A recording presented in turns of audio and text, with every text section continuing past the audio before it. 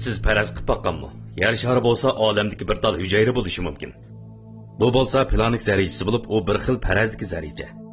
Bu bo'lsa neytron. Uning cho'ngligi 1.6 ko'paytirilgan 10⁻15 darajasi metrga teng.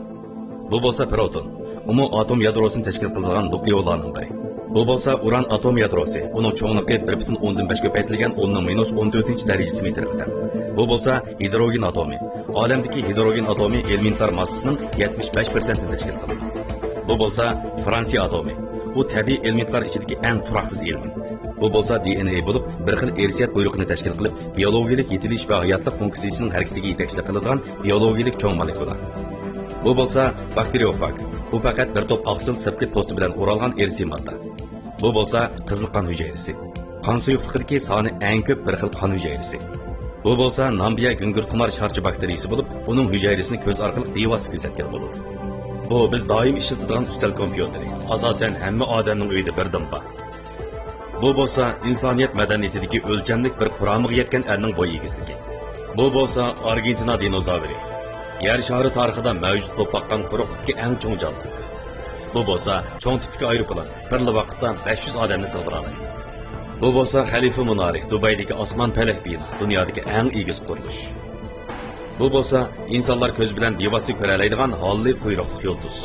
U har 75 yilda bir qatim paydo bo'ladi. Bu bo'lsa neytron yulduz samon yo'li sistemasi Presi qisqish ehtimolligining bir a'zosi. Bu bo'lsa Vabot, Kuber balbig'idagi osmon jismining hamroh yulduzi. Bu bo'lsa Sedina sayyorasi, Quyosh sistemasidagi eng qizil osmon jismi. Bu bo'lsa Merkuriy, Quyoshga eng yaqin sayyora. Bu bo'lsa Titan, Merkuriyning eng cho'ng hamrohi. Bu bo'lsa Mars, hayotlik mavjud bo'lishi eng mumkin bo'lgan sayyora.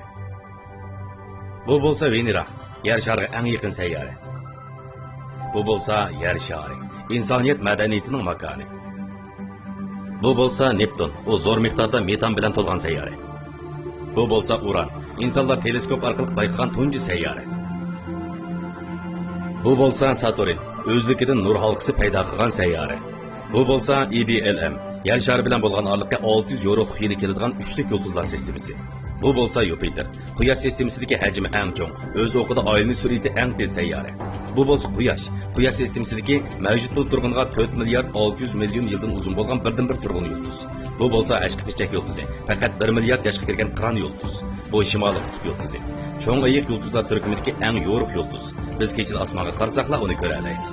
Bu bo'lsa Qalqa yulduz turkumi Yuvay. İnsanlar hozirga qadar biladigan eng cho'ng turg'un yulduz, taxminan 4 milliard 500 million dona Quyoshga barobar. Bu bo'lsa TON 618. Bu bir odatdan tashqari yorug' bo'lgan yulduz simon jism. İnsanlar hozirga qadar bilgan eng cho'ng qora o'ngir, taxminan Quyosh massasining 60 milliard hassasiga teng. Bu bo'lsa Orita tumonligi. 5 milliard yil burungi Quyosh sistemasining shakllanishinin dastlabki mazgildagi tumonliq qoldiqlari. Bu bo'lsa M71, O'qya yulduz turkumiga joylashgan sharsimon yulduz atomi. Yer shari bilan bo'lgan orliqi 13 ming yorug'lik yili. Bu bo'lsa Badina halqasi, Orion yulduz turkumidagi darajadan tashqari tumonliq. Yer shari bilan bo'lgan orliqi 1600 yorug'lik yili. Bu bo'lsa Samon yo'li sistemasi. Diametri 100 ming yorug'lik yili keladigan necha 10 million turg'un yulduzlarni qo'yniga olgan tayoqsimon aylanma yulduzlar sistemasi. Bu bo'lsa IC1101, olamdagi eng cho'ng yulduz sistemasi. U necha 10 million Samon yo'li sistemasini o'z ichiga sig'dira oladi. Bu bo'lsa KBC Kavki. U Lanya Kaya darajadan tashqari yulduz to'pini o'z ichiga olgan. Atrofi nisbatan bepoyon bo'lgan olam doirasi.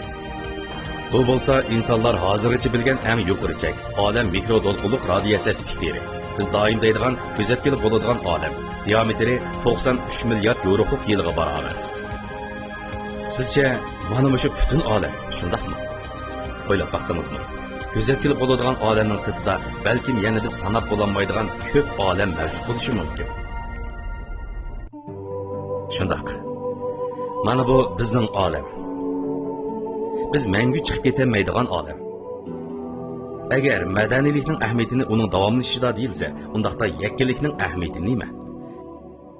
İnson zodi nima uchun yashaydiganligini bir umr tushunib yetolmaydi. Ko'p qism odamlarning umri pul uchun, huquq, obro'y uchun paypatak bo'ladi. Bir yurish uyi uchun hayotining yerimda ko'proq vaqtini sarf qilib yetadi. Siz yashagan vaqtda orqangizga qaraganingizda hammasi arzigidek deb o'ylamsiz. Balkim siz o'ylab boqmagan bo'lishingiz mumkin. Pulni yetarli tepib bo'ladigan bir kun mangu kelmaydi. Lekin insonning cho'qim qerib o'ladigan vaqti keladi. Dunyo har xil holatga ega. Shunga har bir odam qo'llashgan qimmatga o'xshash bo'lmaydi. Cheklik hayotda zodi qanday qilib o'zining umrini yaxshi o'tkazish kerak.